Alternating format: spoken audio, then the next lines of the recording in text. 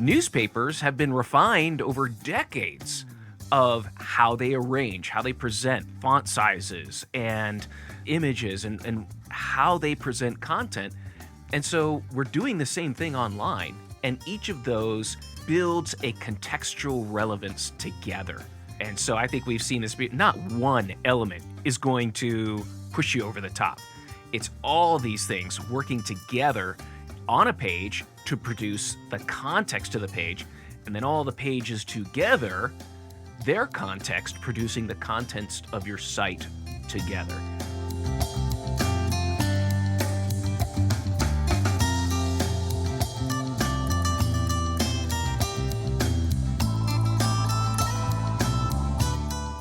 Welcome to Endless Coffee Cup, a regular discussion of marketing news, culture, and media for our complex digital lifestyle. Join Matt Bailey as he engages in conversation to find insights beyond the latest headlines and deeper understanding for those involved in marketing. Grab a cup of coffee, have a seat, and thanks for joining.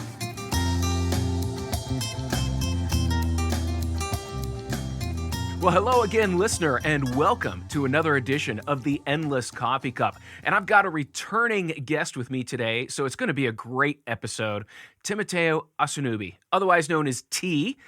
Thank you so much for coming back and being on the program. My pleasure. Thanks so much. I do appreciate it. And it's Tayo, but you were close. Very close. Tayo, like necktie. I used to wear a necktie to like prompt people, but then folks thought I was a Muslim, and I was like, and it's like, no, I'm not. And so it just became a whole thing. So I stopped doing that. But yes, it's Tayo. Tayo. Okay. Yeah, it's just the standard rules don't apply. And I'm learning that. I'm like, English is such a pathetic language. The rules only apply to certain situations, certain times, and you can't. No worries. No, it's funny because like over here, my name's all exotic and whatnot, but in Nigeria, where my father's from, it's like Bob Smith. It's like it's a very common, like sort of white bread sort of name that is just like you might as well call me Jeff. You know what I mean? It's a very common name. Oh yeah. Well, that was always one of our laughs. I remember so we were in university and that's where I learned that, Giuseppe Verdi means Joe Green. It's like, I love that. That is just a way to take such an amazing sounding name and just distill it down into, that's what it means. So, hey, T, the reason I brought you back on is because I thought it would be a great balance. You know, I've been in this for years and you saw my training videos when you were in training. And so you're on the other end where you had formal training in digital marketing. And I feel like my experience was making a lot of mistakes and learning from them. And you talked about those as well. But I thought it'd be a great contrast with you and I talking about the myths that are persistent in SEO. One of the reasons for this is LinkedIn just came out with a survey of companies and HR managers, and I believe the number 2 most in-demand position for the next few years is going to be digital marketing specialist. I believe it. It's hot right now. The pandemic has really accelerated existing trends 4 to 5 years into the future. And companies, frankly, are playing catch up because they weren't ready. And this isn't going away anytime soon. Not at all. And so we have students, like you're working with students coming into the industry. We have a lot of people retraining from other industries, and they're seeing, the money, the opportunities, and not just, I love digital marketing because it's not just something you do as a job for somebody else. You can do it for yourself and turn your own business into quite a successful story. Absolutely. And the thing about SEO in particular, or as I like to call it, the gift that keeps on giving. And so one of the case studies I have my classes read through and we discuss it in class. I'll pop it in the chat for you. It's this true story, scandalous story about the war to sell you a mattress. And without going into the whole thing, I'll let folks read the link and we can pop it in the show notes. Yeah. But this story demonstrates the value of SEO from a business perspective. And without spoiling everything too much, there was, a blogger who was an SEO and captured the top spot. And Casper decided they wanted that top spot. And so, of course, the rest is a story of intrigue and deceit and subterfuge and all that good stuff. But it really demonstrates, like, from a business perspective, one, how everything sort of, can play out in terms of being an entrepreneur, digital marketing, content marketing, blah, blah, blah. But also, the thing about SEO that's unique to SEO is that, with the exception of Google just changing something and slapping you down and just, completely taking you out of the game, unlike other channels, you can't really hijack or take over SEO in the same way that you can do like a hashtag, for example. So a perfect example is, and for those who don't know, because I'm a teacher and I want to make sure I'm using the correct terms, hashtags are how things were originally indexed on Twitter. And then they eventually became an internet thing. So now hashtag whatever, it indexes on Google and everything. It's how things are indexed, right? The little number or pound sign. And so hashtags are all about volume at any given moment of time. However many people are using that hashtag is what the hashtag is about. Well, because of that, you can do what's called takeovers, or hijack a hashtag if there's enough volume to take something over. So an example of that, a recent example from last year, was hashtag RBG, right? So hashtag RBG normally stands for red, black, green, which are the flag colors for, Black Americans, Black Power, all that good stuff. Now, RBG is also the initials of Ruth Bader Ginsburg. So when she died, all of a sudden you see hashtag RBG, hashtag RBG, hashtag RBG, and it had nothing to do with red, black, green, and it was instead referring to the deceased Supreme Court justice. That is an example of a hashtag takeover or hijack. Now, it was completely organic. There was no malice or nothing like that. But the point being, the teaching lesson being that, if there's enough value and enough steam, someone can take a hashtag from you. Right. You can't do that with SEO, with the exception of Google. Google can change the rules and do what they do, but somebody else, if you've done your job right and you have all the canonical and you have all of the like back-end technical things together, that space is yours until you lose it. And so as long as you're doing the things to not lose it, you're golden. And then of course they have to resort to subterfuge and intrigue, all this federal lawsuits. Nice. That thing reads, it's a little long, so I won't get. Like, I actually made my class last night. I took 20 minutes of our class time because I teach for Loyola, New Orleans, as well as Old Dominion and University of Wisconsin-Madison. And our classes are in the evening. They're 3.5 hours long. And I took 20 minutes and made them read it. 25 minutes, because some people read a little slow. I took 25 minutes, made them read it, and then we actually discussed it in class because we were teaching SEO that night. I really want you to understand why I say SEO is the gift that keeps giving. And I want you to have context around it. So yeah, fun topic. Really looking forward to it. Absolutely. And I'm with you. I mean, I started in SEO back in the late 90s. And that's the thing. You work hard on a site for a couple of years, and then for decades, you see the result. And still, I look at the analytics of sites that have been actively marketing and doing SEO.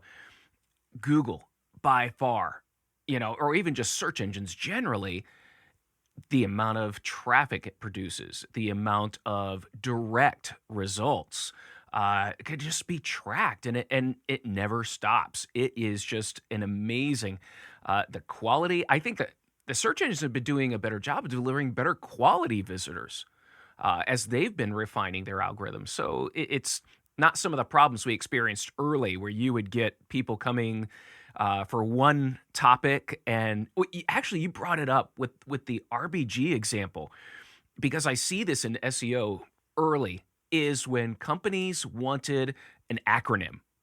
And so RBG was an acronym.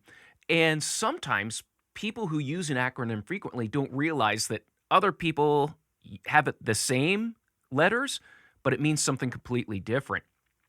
You'll love this. Early days, I had a company say that, well, we want to rank number one for UPS. And guess who they weren't? UPS. They weren't UPS. Right, of course. And they and found out, but here's the thing, they made uninterruptible power supplies. And they wanted to rank for UPS. And I'm trying to tell them, like, you do realize there's another company out there that uses the same acronym, and they have greater brand recognition because it's the brand and not a product. But probably deeper pockets, the whole nine. Yeah, and I'm like, I'm pretty sure they rank number one. And I dealt with this the other day, just when acronyms are so unique to different organizations, and we tend to forget that they've got a life outside of what they are. And so, yeah, to your hashtag example, we see it in Google and SEO even. It's great. Not only that, but not hashtags, but acronyms are, what's the word I'm looking for? They're esoteric. To your point, they're esoteric to that industry. And so to someone who's uninitiated, you start spouting all this alphabet soup, and it's like, what in God's name are you talking about? Like, we know what we're talking about, and we can talk about, SEO and PPC and SEM and, click-through rates, and we can talk about, even if we want to talk about attribution, we can talk about MMA versus all this other stuff. But it's like, to someone who's like, why are they using the alphabet inappropriately? I don't understand what all these letters mean. So you want to, for the uninitiated, it makes sense to you, but for the uninitiated, that can be very intimidating. You'll love this. I worked with a company, and they tried to create a guidance on all the acronyms that they had. And they ended up giving up because different departments would not give up their acronym because it was the same as other departments, but it meant something completely different. But yet they would all use the acronym in their reports. And so if I'm executive level, this acronym means this to that department, and they couldn't come up with guidance. It just created a big political mess, and so they just stopped. I believe it. I believe that wholeheartedly, because actually it was my first gig after graduating from Full Sail University. It only lasted briefly, but it was at SunTrust Bank in downtown Atlanta, where I was at the time. And SunTrust is exactly what you just described. Alphabet soup everywhere. And coming in, I had a very difficult time breaching that nomenclature because, and you just summed it up, everyone was speaking in code. And they were using the same letters, but with a different code. And it's like, if you're on your second day and you're in this meeting trying to get up to speed, and you're like, why won't they speak English? Yeah, exactly. What's going on? I don't know what anything means. Mm-hmm. Great. Well, that's like that. So that's one of the. I think it's one of the fun parts of SEO is learning about different industries, learning what works there. But and the reason why I called you is, and I ran into this just the other day. I got a call from a client, and they were asking because the SEO company they're working with recommended that they changed the dates on all their articles in their blogs and bring the dates up to 2021. Now, they've got articles going back over 10 years. And the editor is asking me, she says, this just doesn't sound right. And I couldn't believe I couldn't believe what I was hearing, that people were recommending this. And I did some investigation and found out that this advice is all over the place. It amazed me. But her gut instinct was that this is unethical because we wrote that article then and we put a date on it. She's thinking about her readers first, which I commended her. I said, that is the right approach. You're thinking about your readers. You're thinking about journalistic integrity. And I would go with that. And I would not change the dates just because you think it'll help on Google. But I was amazed. Not only that, but it's just those folks giving that type of advice is like you're giving up a decade's worth of SEO juice. And like that makes, because you're not going to get those years back. You know what I mean? No. And so now there are ways to refresh content, and you dig around the Google developers.google.com, and they will give you best practices on what's called evergreen content. Right. But no, you don't give up a decade's worth of SEO juice just because of that. And it's one of those things where, and I'll be honest, because I was self-taught prior to going to Full Sail University. And at Full Sail University, that was the first time that I heard the term black hat. Up to that point, I had never heard the term, because newsflash, black hats don't call each other black hats. No. They call each other gurus or mavens or ninjas or wizards or rock stars, right? They call each other all of these, superfluous titles, but they don't actually say, hey, I'm cheating. And so when and I'm not going to name names because this isn't like a takedown show or anything like that, but one of the things that Full Sail University did for me was they broke me of a lot of bad habits that I didn't know that I had. Because at the time I was introduced to them, it was just the guru telling me what to do. Right. And so I was, I drank the Kool-Aid and did what I was instructed to do. And so, but after going through Full Sail, I was like, oh, you mean spoofing URLs is bad? Oh, okay, that's why I got that nasty email. Oh, wow, that makes sense. You know what I mean? I learned, I had to unlearn as much as I learned, because, you find yourself on Black Hat World or wherever, seedy part of the internet. But again, you don't recognize it as such because no one's ever sat you down and say, hey, buddy, let's have a talk about this. So I am of the firm belief that most black hats don't actually know that they're black hats. They're just doing whatever person told them to do, and then you have situations like you just described where they're disseminating poor advice that they don't recognize as such, right? Because it's quote unquote working. Well, it works, so because it works, I'm going to keep doing it. And it's like, you have to sit down and unpack that. Like, okay, what's the actual campaign goal, and what are we optimizing against, and what are we trying to accomplish? Because, if you just use, I make money doing it, you can make money selling Coke. You can do anything making money. You gotta have standards. You gotta do better than that. And so, that's why I'm really thankful for professionals like yourself, as well as the degree program that I went through. Because without that, if we rewind the clock to 2004, oh man, it was no man's land, at the time, and I didn't know. You know what I mean? So I was just guilty as everybody else. There's a method to that. And here's what people have, I'd say, in the past 10 years. I tell people the worst place to go look for advice on SEO is Google, because you are going to get 20 years of articles, and Google can't distinguish really between what's good advice and bad advice. What you're getting is articles that are ranking because of algorithmic, sifting. And so you're going to get stuff from 10 years ago. You're going to get stuff from a year ago. Anyone can publish anything. And if all you're doing is reading what different people say, and you're going to find areas that you're comfortable with, it's very easy to get sucked up into that and look at SEO as more of just this technical puzzle that needs to be figured out. So when I started back in the 90s, I'm building a website and I'm reading something about doorway pages. And I'm like, now that sounds really interesting. But here's the problem. I have 2 hours to work on my website tonight. Do I work on something that someone can see? Or do I work on something that someone's not going to see? And I know what they will see, that will help my rankings. And so for me, it was more of like this logical, if I make a doorway, it's just for the search engine. If I make a page of content, well, that's for the search engine and people. And that persuades them to do what I want.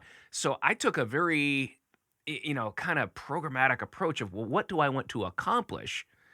And that kind of kept me out of that. However, I will say, I played around with it, but it was when I had time to do it. I'm like, let's see, what does this do? And I actually had a program that was doing it, and I didn't even know it at the time. I had a management program, and it just created these pages.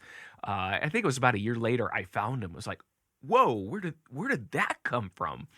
And you can get caught up in this without even realizing it. Yeah, it's a slippery slope if ever there was one. But at the same time, I think there are agencies that I feel they need to do a better job of researching what's legitimate strategies and what are not. I'm amazed at how many people have not read the Google guidelines and started there. I'm absolutely amazed. I remember probably about 10 years ago when I was actively speaking at conferences, and I would ask SEOs, how many of you read the Google guidelines? Or even business owners? Very few. And so when it came to being sold something or selling something, there was no point of reference as to, well, this is what Google says you should do. And this is outside of the scope of that. I was really amazed at the lack of awareness of that. Yeah, it's very unfortunate. And it's one of those things, again, people are looking for quick answers. They're looking for quick money. And they're sometimes they're just looking to appease clients. But the flip side to that coin is that, with Black Hat specifically, everything's fine until it isn't. And of course, you have companies getting slapped down. Some big names have run into that. Some big names have gotten de-indexed or other Google penalties like JCPenney, BMW. You had because they hired some agency. And of course, there's always nuance between the client agency sort of dynamic, especially when you're dealing with a big company like a BMW or JCPenney or Procter & Gamble, somebody like that who, won't think twice about firing you. And so there's a lot of pressure to perform. That stove is definitely hot, and you want to be careful with it. Well, you brought up something. People looking for the quick way of doing SEO or getting results. And I think that's one thing we've both learned. For those results that keep on giving, it takes a significant amount of time up front. I mean, do you run into that people think, getting to the first page, we just got to do a couple of things and we're there. And people perpetuate that, right? They perpetuate that myth like, oh, I can, there's this program you can run called Traffic Geyser or whatever, and that was an actual thing back in the day. I'm not going to say who did it, but Traffic Geyser was one of them. Like, oh, we can just spit this out and get you on these things. And it's like, no. And then a bunch of just, again, if you're uninitiated, you have no way of knowing that. You'll hear folks talk about how H1 tags no longer matter, and not to go too deep in the weeds, but H1 tags are your title tags for your page, and it tells Google what the actual page is about. Now, the reason that some people think that H1 tags don't matter is that, Google is all about providing the best experience for its searcher, right? Yeah. And so there are times when if, certain information isn't filled out or let's say you leave out your description, Google will make one for you. Right. Now, so you want to avoid that because you never want to put Google in a position of determining your fate. You always want to be the one to determine your fate. Absolutely. And so you want to be the one writing your descriptions, so some people take that out of context and like, well, if Google will just insert things anyway and do what they want, then nothing matters. Well, at the end of the day, H1 tags are semantic. They are. They're semantic, which means, and semantic is just a term that says like how you speak, because at the end of the day, the web is text-based, right? The web is largely text-based. That's how it was originally incepted, and that's how it sort of functions. Now, it's getting better at understanding images and video because, of course, it's the time and age we live in now.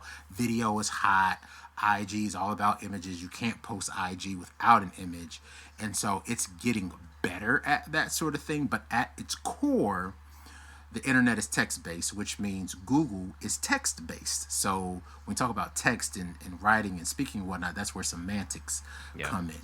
But yeah, H1 tags are 100% semantic. Oh. You need them.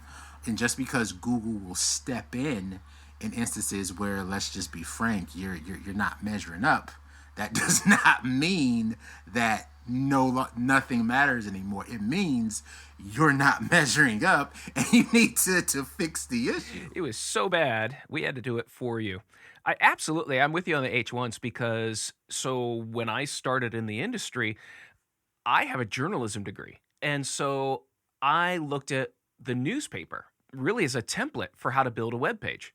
That you have a headline, you've got your subheadings, which you group it's writing an outline, following the outline, utilizing H1 as the headline, H2s as subheadings, H3s are like captions, and then, I would use H4 for related content or related links. And really, I just use the newspaper as a guide, and that's how I learned about rankings.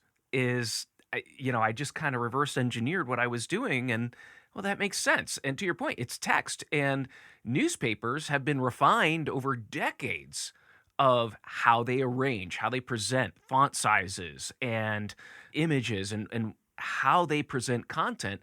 And so we're doing the same thing online, and each of those builds a contextual relevance together. And so I think we've seen this be not one element is going to push you over the top. It's all these things working together on a page to produce the context of the page, and then all the pages together, their context producing the contents of your site together. I whenever I hear H1 tags going bye, I'm like, you're saying basically your headline's going goodbye. No, that's not the approach. And if I had to hazard a guess, and I love the way that you broke that down about your journalism background and transferring that knowledge into a new field, I would guess that Google did the same thing. So the thing about Google, though, is that specifically when we talk about SEO, they don't give you a lot of love. I always tell my classes, PPC is easy, SEO is hard. And what I mean by that is, if you're spending $10,000, $20,000, $50,000 or more per month with Google, you get a rep. You might get a few reps depending on your spend level.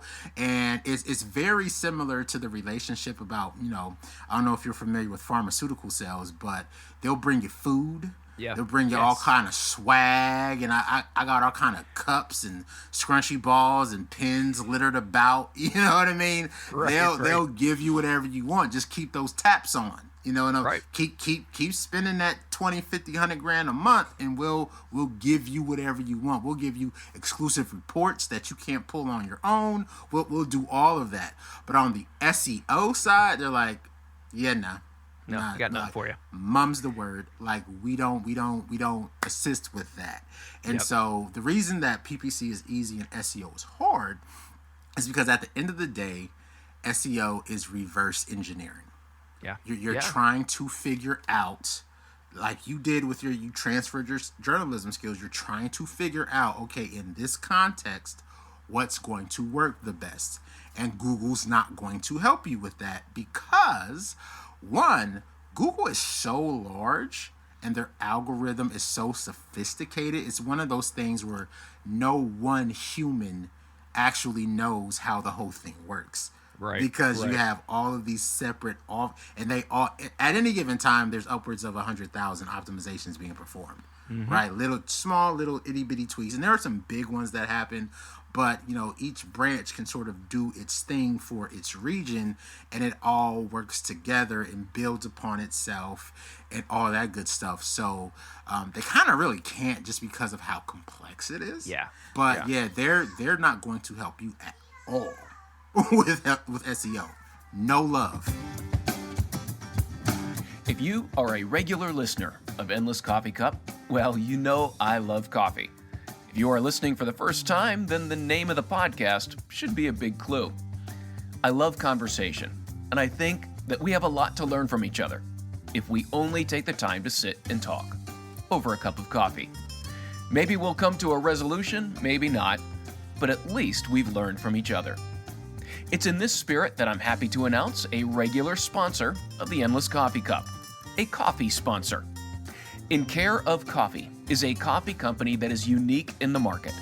They are directly tied to the communities that produce coffee and ensure that the proceeds go to the coffee farmers, the local producers, and their communities. There are no middlemen or markups. The proceeds from the sales go directly to the communities that work so hard to bring us the enjoyment of a great cup of coffee. Go to incareofcoffee.com, follow the link in the notes, and use the code ENDLESS to get 10% off your order. Again, that's the discount code ENDLESS to get 10% off your order. I'm enjoying the whole bean Wewe Tenango coffee today. Please support our sponsor and know that your support goes directly to the farmers, producers, and communities that help power us here at the Endless Coffee Cup Podcast. A couple months ago, I had another podcast where I had a couple people on talking about SEO studies. And they were talking about how, so number one, what are you comparing against? You don't have a baseline. You are starting with an assumption. You're looking at a very limited amount of data. You don't know what the algorithm contains. And so you're bringing your own bias saying, I think, and to use an example of another myth, I think a high bounce rate affects your rankings. And so they come with that preconceived idea. They look at the data that they have accumulated, which is an incredibly small amount, and they draw the conclusion. And so they were warning people about these SEO studies because what are you using as a control? You can't make this determination, and then it may not be the same tomorrow. So it was a great conversation, but yeah, to your point, you can't sit down and just, with a piece of paper or whatever, a Excel spreadsheet, you're never going to figure this out. It's more of, and that's why you said it's that long game of what worked and what did I do and what did that affect and how can I go about doing this? But I do keep the word from Google in the back of my mind, what's best for my users. Because time and time again, whenever I focus on that, it naturally works itself out. Yeah, I want to jump. Actually, I mentioned it. I have heard this probably 5 times in the past month, and that is a high bounce rate will affect your rankings. And every time I hear that, I just internally, oh, no. I have to explain to people, so let's think about this a couple different ways. Number one, great example. I was working with a company. They made a sugar substitute, and they had a 99.5% bounce rate. Wow. And it was all because of one page, and on that page was conversion tables. How many packets of the substitute do I need in a recipe for a quarter cup of sugar? And those were the searches being done, going to the conversion table page. And I was trying to tell the management of the company, you gave them what they wanted. That's success. That is exactly. You gave them what they wanted, so they left. That is a successful visit. And they're like, but they're not doing anything. I'm like, think about the person who's doing this search. Mm-hmm. They're probably in the kitchen. They're on their phone. It's already an interruption of what they are trying to do. This is not the task. This they need for the task.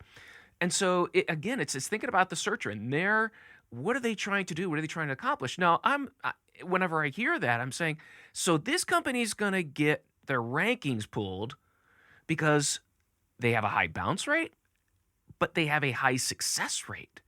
And why would you penalize that? And so I start with that example, but then also I think there's a misunderstanding of what they mean and what people actually are trying to talk about is what's called pogo sticking, where you do a search on Google, I click on the first result, and that has nothing to do. I go back to the Google results. Then I go to the next result. No, that doesn't have what I want. I go back. So I'm doing single page visits right down the results, and I'm not finding what I want. That would be the bounce rate leading to lower rankings. But I would contend that it's either Google's fault for giving you irrelevant results, or it's your fault because you didn't use the right terms. Right. So I would agree with that. So to me, it's a big myth. because when you start thinking about situations or contexts beyond your immediate application, you start to see where it just kind of falls apart. How would you determine that? Right. And not all pages are created equal, right? Right. There are some pages where you want people to, have a long time on site and read and go to multiple pages. And others, it's just like, give me what I want. I got what I want. Okay, I'm out of here. There are certain pages where you would expect to have a high bounce rate, like, for example, a thank you page. Well, if they completed the checkout process and they hit the thank you page, what else is there to do? Right. So that, I'm gone. I'm out of here. And there's a lot to that. You did a very good job of explaining that. And I'm glad you brought up pogo sticking, because earlier, and I meant to go down this rabbit hole a little bit further and I didn't, but Google, are you familiar with, and this was really exciting, this came out on their blog just recently about Google Mum. Now, Google Mum stands for Multitask Unified Model, right? Multitask Unified Model. That is what MUM stands for. And it's their probably most powerful AI yet. And it, as the name implies, it deals with multi-stepped sort of things. So in the example you use, the cooking, the measurement table was part of a recipe which had multiple steps. And something Google isn't necessarily the best at, and this is AI in general, they're not the best at sequences.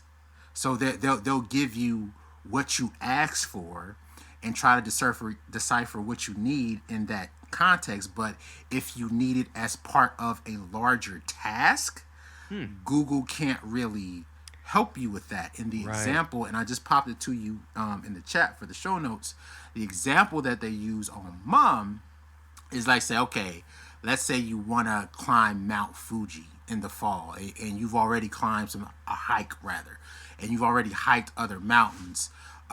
What do you need to know about hiking Mount Fuji in the fall? Well, if you ask an expert, the expert is going to know all of the multiple factors involved in hiking at that time of year. Well, that's the rainy season, which means you're going to need a raincoat, and you're also going to have to take into account this and blah, blah, blah. But if you just go to Google, what they found is you're going to pogo stick a lot, because it's only going to give you however you phrase it at that time. And it's not going to be able to take into account the layers of that sequence and everything that has to go into giving you that answer. Because as humans, we tend to think simple questions should have simple answers. It's not the way that works in real life. Sometimes simple questions have very complex answers, like, how do I fall in love? Like, well, damn. Like what is, what I mean? So, but you go to Quora. That's on Quora. There's like 3 people exactly. Who said that already. It'd be fine. Well, no, you make a great point, because I'm trying to think, like, the last time I made a family trip, I was coordinating dates of when we would travel, the open dates of the Airbnb that we were looking at, which airport I should fly out of, or also which airport to fly into. I had to coordinate dates and prices, and it was a simultaneous activity. It was not a sequenced. It was, okay, I can go to this airport, this price, what's the Airbnb, and go back and forth. And there's absolutely no way, I'm really curious to see how this Mum is going to work out and present that, because honestly, I don't even know what Google could bring to the table at this point. We'll see. And will I trust Google enough to not use Airbnb and the airline and all those other areas? Are they going to try and use this to insert themselves into more industries? We'll see. I assume that they will, because I don't trust them. But I do trust them enough to try and ultimately serve the user. Because one of the things that I didn't like a few years back was, no-click searches. And a lot of folks don't like no-click searches. So what a no-click search is if you ask a question with a quick answer, Google will just give you the answer. So if you ask how many ounces are in a cup, or if you ask, okay, how tall is Shaquille O'Neal or whatever, it'll just tell you, right? Well, that took a sledgehammer to a lot of folks' conversion rates, Right. because it's like folks didn't have to click anymore. And Google's stance was, isn't that a better experience for the user, right? And it's just something that all the SEOs just had to deal with. Right, So while I absolutely, I have every expectation of them inserting themselves, because that's how they move, I also have faith in the fact that ultimately they are trying to provide the most positive experience possible. So, and we'll see how that plays out. Yeah, that killed Wikipedia. I'll say that, because I think most of those came from Wikipedia. That's been my experience. So It just drug a knife right across his throat, and it killed a lot of stuff. But to your point, if all you need is that, then okay, you got it right there, but you didn't even click. So that made it really, really hard to prove your value internally. Right. Because I mean, let's be frank, like SEO is one of those things where, unlike paid search, it's not like you get $1 in and $1 out. Right. You can invest in an SEO program and not see any result for a year. But absolutely. it's one of those things, once those pipes start flowing, I mean, you could be in good. The analogy I give is, and I stole this from one of Robert Kiyosaki's book, I can't remember which one, hauling buckets of water versus building a pipeline, right? Great If you haul example. buckets, if you just run there, get the water, run back, that's very easy to prove, and that's quick, and it's like, okay, I hauled this many buckets and blah blah blah, versus dredging up things and laying pipe, and then you gotta do all these other stuff and building codes. It takes a lot longer. But the great thing about building a pipeline as opposed to hauling buckets is that, hauling buckets is a young man's game. Like, you ain't got but one back. You ain't got but two spare needs. Once arthritis comes knocking, it's like, then what? You know what I mean? And so it is the truth. It is like you can only keep that up for so long. You're talking to someone who's lost both his knees here. So yeah, absolutely. I'd gotta laugh at that. That is such a great analogy. Such a great analogy. That is exactly, because SEO starts by building frameworks. It strips down. What's the architecture? What are we building? So we're developing foundation. We're creating then the framework, and then building out towards a goal. And I love it when people would be like, oh, it's the ROI on this. Like, for what? The next 10 years? That's the wrong question, and it's one of those things. I know we're talking about SEO, but let's pause. Let's double click on that real quick, because that's one of the things that it sets my teeth on edge every time I hear it. Because let's talk about what ROI actually is. ROI is an accounting term used in finance. So what does that mean? In order for me to prove ROI, I need to have information not only about the sales, but I also need to have data about the cost. And if you don't give me access to that, or if our program isn't geared towards sales, then there's no way for me to prove ROI. Yep. So so if our goal, let's say the campaign goal is awareness, or perception, or brand, or something like that. Yes. That is not an ROI goal. Now, it brings value. Like, there's value in being, just like, having a billboard on the side of the road. There's value in awareness campaigns. There's value in brand awareness. There's value to that. But if you're looking for, I put $1 in, how many dollars did I get back? Well, how many people was in the car when they drove by? Like how in God's name would I know that?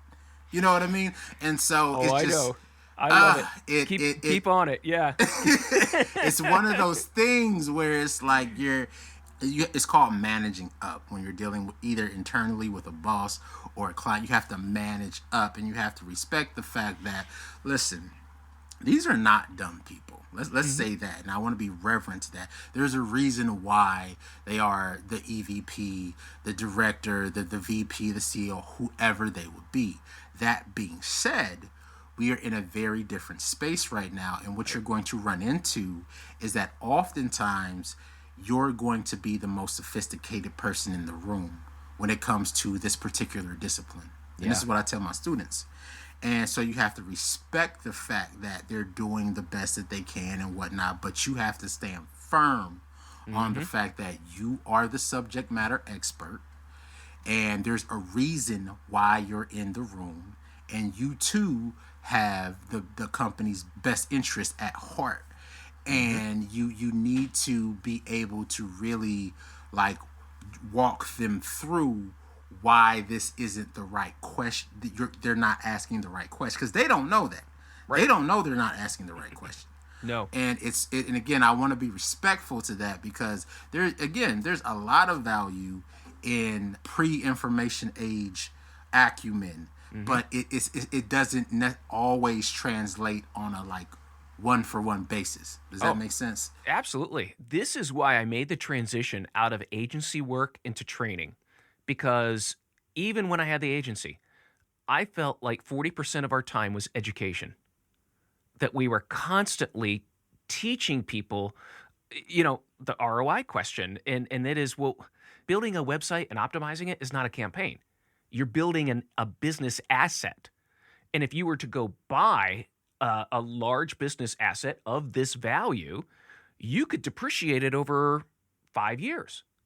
It's the same way with your website. We're building an asset here, and to recover is going to take some time, and then it will be a source of revenue. And so but we spent most of our time training the people that we were working for, our clients. And that's what turned me into going training full-time, is just the demand for this information is not going away. It's just going to increase more and more. And to your point, when we started, and now it's hit the accelerator. So teaching people just even how to talk about SEO and what it is, even after 20 some years, it's still young. Most people, especially, in management, they're still trying to figure out what this thing is and get their arms around it. For sure. Like when I first went to get my degree in digital marketing, and this hurt my feelings, but they were like, a degree in Facebook is stupid. And they said that to me. Like the degree in Facebook is stupid.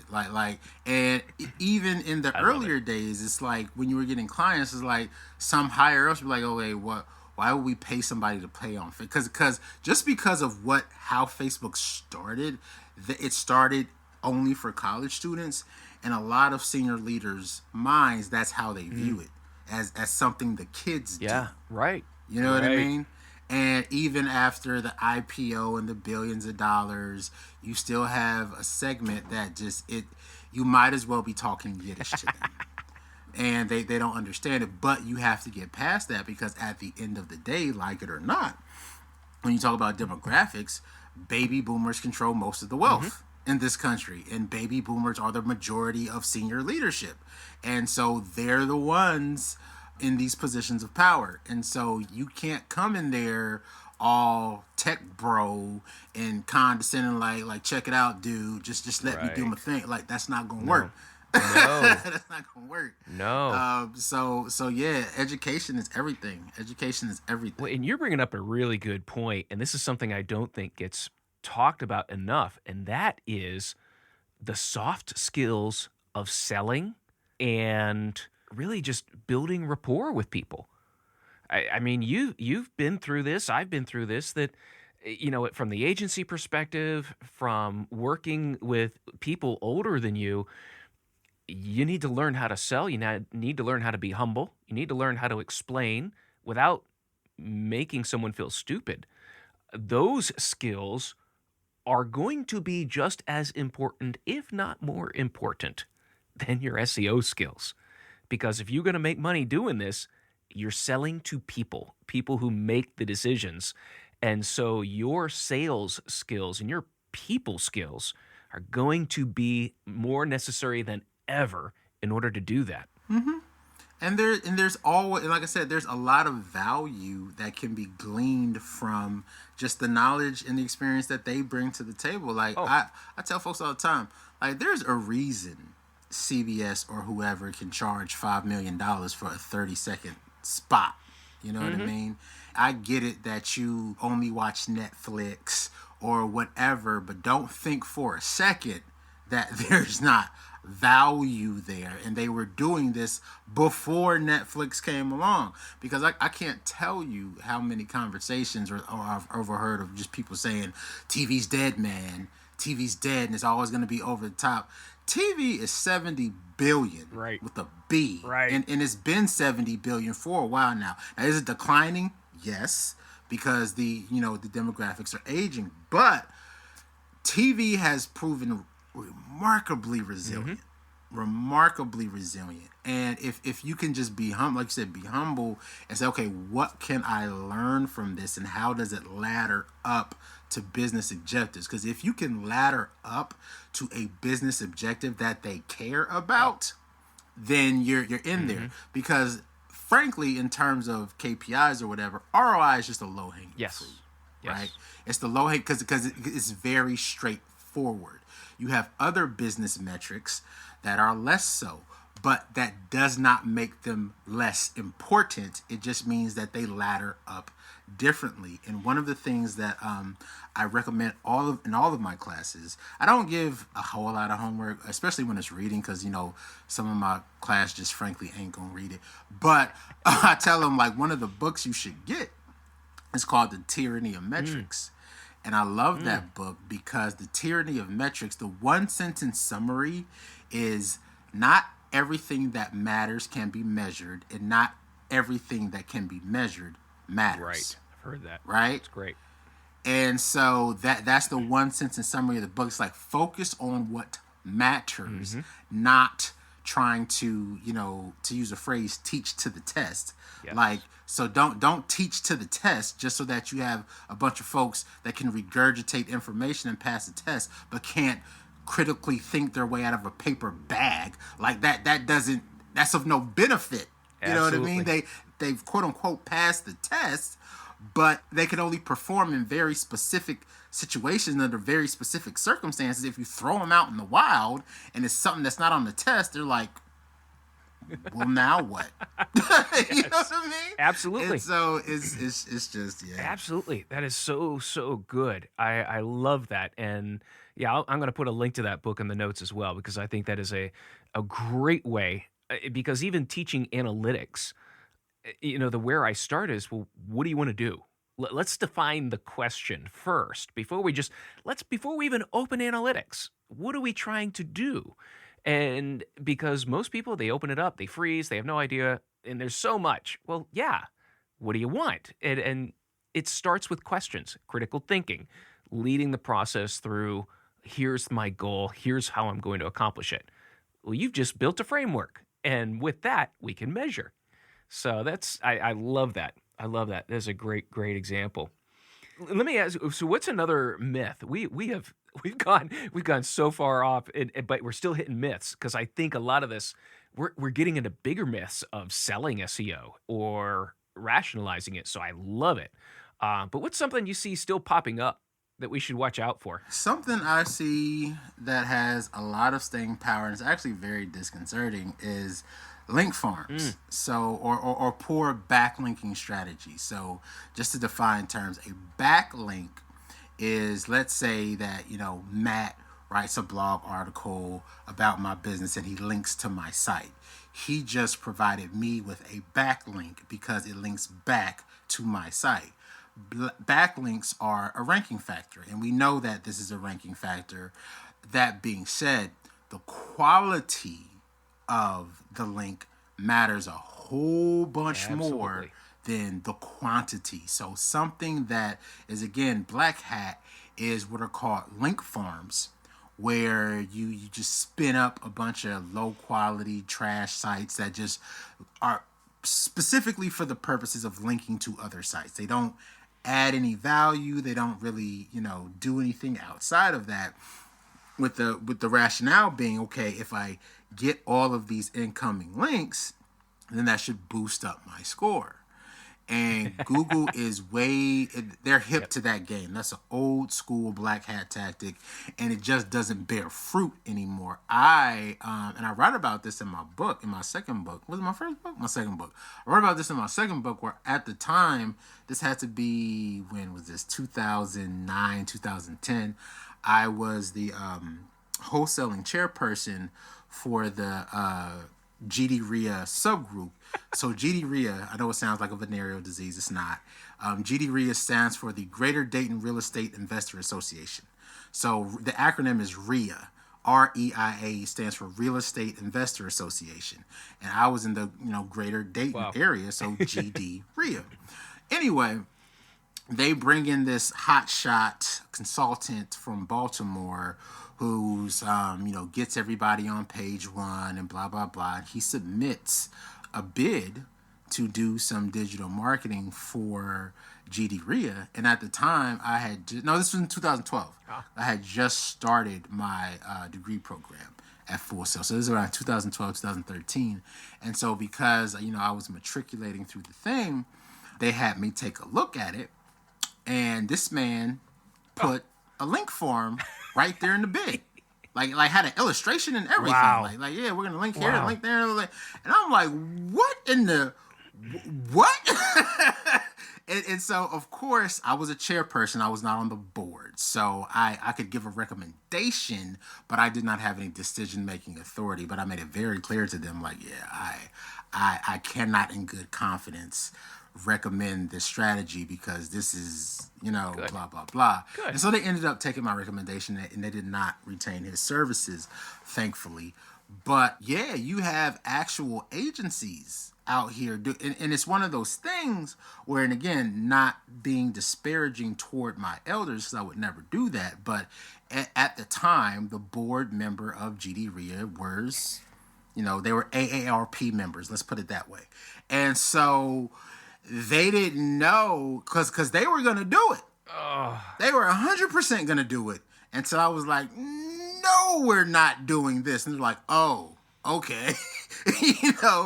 And it's so yeah, quality over quantity. One link from the New York Times or wherever is exponentially more valuable than a bazillion links from whomever. And it all goes back to the fundamentals of SEO. It's relationship building. Absolutely. It's providing value over time. Being someone worthy of writing about. Like what are you actually trying to do? So yeah, that's one I wish would go the way of the dinosaur, but it has proven peskily. Oh, it's got legs. Peskily, a word? I don't think peskily is a word. It's pestering. Anyway, it's more resilient than it should be, and it pesters me. That's what I say. It's got legs for some reason, and to actually boldly put it into a proposal just blows my mind. So whenever I see proposals, whenever I talk to people about the SEO, if your strategy is not marketing, and by marketing I mean PR, getting mentions in publishing, in magazines, in newspapers, industry articles, if that's not part of your SEO package, they put in link building. And I'm trying to help people understand that link building, there is an essential development piece to that, where you want to make sure, name, address, phone number, all line up in all the places where you're cited, that anyone who links to you is linking to the correct domain. And I said there are just basics. But then above that, it's marketing, it's PR. That is what will build high quality, long lasting, great links that will impact you. It's not this link prospecting or link building. When I see that, it's like a big red flag. But again, it's when business owners, like you were saying, how else would they know? They don't deal with this every day. And so it just, I guess it's one of those things, that I don't understand, but we're paying them to do it. So I think it's going to be around for a little while longer, but we'll see. I mean, the message of, one high quality beats thousands or millions of low quality, you would think that would be a great message to get out there. But it seems to have a hard time. And a lot of it is just, again, I think that the industry is very young, and it's unfortunately one of those growing pains that is proving more troublesome than we thought it'd be. Because my hope anyway is that once we reach a more mature state and folks sort of get out of that this will go away. Because another one that is just very resilient that I hate is keyword stuffing. So keyword stuffing is just cramming in as much keywords as humanly possible, with the hope that if you just repeat the word a lot, that you'll rank highly. And what folks used to do, and again, I was guilty of this in the past, like before I saw the light and came over to the good side. But what you would do is you would take these keywords and you would dump them in the footer or some place, and then let's say the footer was black, and then you'd also turn the text of the words black, so it's black on black, and so you can't see it. So if a human being goes to the site and see, well, I say black is in the dark, you can't see anything, but you get my point. It's gonna be the same color of the page. So you've dumped all this text on the page, and let's say it's fuchsia, turquoise, whatever, and you turn the thing turquoise as well, it's not going to show up. But the bots crawling can still see it. Yeah, keyword stuffing, that needs to go away. Oh, I got to tell you about keyword stuffing and kind of what kept me away from that. First of all, it was one of those things that you're like, this just doesn't sound right. But then, so one of my friends who was very technically savvy, but he had impaired vision and he uses a screen reader. And one day he calls me over. He's like, I want you to see this. I know you're building websites and things like that. I want you to see this and hear it. I go over there and he loads a page up that was doing exactly what you said. They had the text, the same color as the background. He uses a screen reader. And screen reader reads the text, regardless of whether or not, and it's the thing, it reads the text that's in the code. And as soon as he did that, it was just, my jaw was on the floor. Just, wow, that is terrible. And all of a sudden I'm realizing, but this is what the search engine sees. And there's no context to it. It's just lists of words. And when you stuff like that, and so, I've recorded that and played that for other people. Just, it's like, if you're stuffing, this is what your vision impaired users will hear who use screen readers. This is what search engines will see. And my contention, well, especially now, with some of these updates, yeah, it's going to lower your rankings because it's over optimization. And yeah, I'm amazed that stuffing is still around. I mean, we did that in the 90s. It was because, and that's the thing, people believed that there was a magical keyword density, that if I had the word on the page a certain amount of times, it would hit a certain percentage, and that would immediately put me in the top rankings. To which I always asked, well, what if everyone is using the same percentage? I believe it was like 5.3% on Alta Vista or something like that. So it's a bit of trivia there. I think we can take and and apply that however you will. Yeah, but I'm glad you brought that up because, and this is something I tell my classes, the Americans with Disability Act, ADA, if your site complies to the best practices for optimizing for someone who's visually impaired or someone like Stephen Hawking, or like, you're automatically like hitting the best practices that you're going to find on whatever. So absolutely. I always tell people, if you optimize for the least of us, then by definition, you're going to be on the top tier. I'm not going to say best, but you're going to be in the top tier because a lot of folks don't do that. Because this isn't necessarily like bad SEO. Well, it kind of is, but probably one of the most low-hanging fruit is like folks don't fill out their alt text and they don't fill out their meta description. So metadata is data about data, right? And so that's the alt text for an image because, as we said before, the web is largely text-based. With Google Mum, it's getting better at that because Google Mum is multimodal, which means it can understand images and text and videos. But at its base, Google can't understand images. You have to tell Google what's in the image. Now, it's getting better at that, but at its base, again, it's a text-based sort of thing. Right. And so fill out your alt text, fill out your description, do your H1, all that good stuff. And if you do that, then someone like your friend who's vision impaired, that will tell, okay, this is a picture of a dog. Or this is a picture of a dog chasing a Frisbee. Or something like that.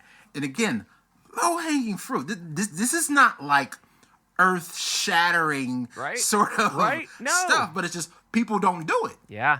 People don't do it. It's kind of like flossing if you're a dentist. Like flossing fixes a lot of stuff and keeps you good, but people just flat don't do it. And so then you get cavities, and now you got dentures and whatnot, and you ain't got no teeth when you're 50, because it's like, floss. All I need you to do is floss. That's it. Literally floss your teeth. Okay, now I'll say the same. Fill out your alt text. I have to wonder how many of these, I would call them shortcuts. How many of these shortcuts are because you didn't do it properly in the first place? You didn't build a good structure. You didn't build a good plan. And because of that, you don't have good H1s. You don't have good H2s. You don't have good content organization. You don't have good design. You don't have a good call to action. And so because of that, you're not ranking well. And so I think there's a lot of these other activities that people employ because they didn't focus, the most part of their time on the most important elements. And so it now has to be fixed with all these other things that maybe tries to fix that technically or through some tricks or something, rather than doing it right the first time. An ounce of prevention is worth a pound of cure. It really is. It's cliche, but the older I get, the more I come to realize that cliches are cliches for a reason. Like there's a reason why this saying or ism came to be. Yep. Right? I heard it the other day. It was a little different. It was 3 hours of troubleshooting saved me 15 minutes of reading the instructions. I like that. That's hilarious. Oh, I'm gonna steal that. I'll give you credit twice, then it's mine. It was a meme. I can't take responsibility for that, but it was exactly, and it was in the context of coding too. So it was just like, yeah, okay, yeah, I get it. Hey T, this has been it's been a great time. I can't believe how quickly the time has passed here. I enjoy talking with you so much. It's been a blast. My pleasure, and thanks so much for having me. I always get so much out of our conversations, and looking forward to the next one. Same here. I love what you bring, and working with kids and teaching. You've got some great experiences, and love it as well on my side. So yes, we will be following up. T, real quick, like I always give everyone, where can they find you? Best place for me is on LinkedIn. I will put my LinkedIn description link into give it to Matt to put in the description, because it is quite the tongue twister if you're not from Nigeria. But yeah, LinkedIn is the best place for me, as well as stemwhisperers.com. And I'll give you a plug too. Check out T's book, Straight Outta Context. Great book for explaining just the value of education and learning about just what we were talking about today, digital marketing and SEO. T, thanks again. This has been a real pleasure. Pleasure was all mine. Thank you so much. Hey, listener, thank you also for tuning in, listening to another episode of The Endless Coffee Cup. Hope to see you next time. And as always, have a great cup of coffee as you're listening to the program. Be sure to drop us a line, a comment, a rating. Everything you do helps out so that we can get the word out about how to do quality online marketing. Thanks again.